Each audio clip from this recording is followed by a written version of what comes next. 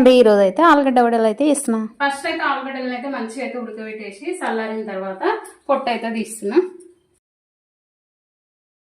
ఆలుగడ్డలను అయితే మెత్తగా వేయాలి. ఆలుగడ్డలను అయితే మెత్తగా కలిపేసిన. ఇప్పుడైతే ఒక కప్ అయితే బియ్యం పిండి అయితే వేస్తున్నా. ఇప్పుడైతే రెండు అయితే మంచిగా కలపాలి. సరిపడా సాల్ట్, కొంచెం అయితే నూనె వేసి అయితే పిండి అయితే మంచిగా మెత్తగా కలుపుతున్నా.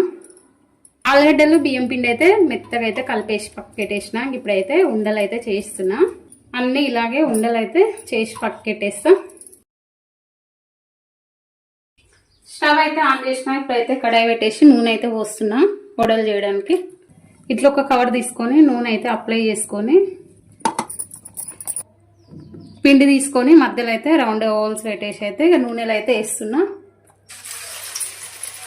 అన్ని ఇలాగే వేసుకోవాలి. మీడియం టైంలో మంచిగా గోల్డెన్ కలర్ వచ్చే వరకు కాల్చాలి వడలను అయితే. ఆలుగడ్డలు బియ్యం పిండి ఉంటే తొందరగా వేసుకోవచ్చు వడలు అనేది. మినపప్పు నానబెట్టే పని లేకుండా, అలాగే రుబ్బే పని లేకుండా ఫస్ట్ అయితే కోడైతే నూనె ఉడకలు ఎక్కువ గుంజలు. ఆలుగడ్డ వడలు అయితే రెడీ అయినాయండి. చట్నీ ఉడకగా చేసిన వడల కాంబినేషన్ అనేది చాలా బాగుంటాయి, తొందరగా అయిపోతాయి. చూడండి ఎంత స్మూత్ ఉన్నాయి వడలు అయితే. కొన్ని తింటే మాత్రానికి సూపర్ ఉంటాయి, సూపర్ ఉన్నాయి టేస్ట్ అయితే. ఫ్రెండ్స్ ఇంకా సింపుల్ గా వడలు చేసుకోవచ్చు. ఇంట్లో బియ్యం పిండి ఆలుగడ్డలు ఉంటే మాత్రానికి మంచిగా టేస్ట్ కరమైన వడలు అయితే చేసుకోవచ్చు. ఫ్రెండ్స్ ఈ వీడియో నచ్చితే లైక్ చేయండి, షేర్ చేయండి. మన ఛానల్ కొత్త విషయాలు అయితే సబ్స్క్రైబ్ చేసుకుని పక్కన బెల్ ఐకాన్ క్లిక్ చేయడం మాత్రం మర్చిపోకండి. ఇంకా మంచి మంచి వీడియోస్ మీ ముందుకు వస్తాం. బాయ్ అండి.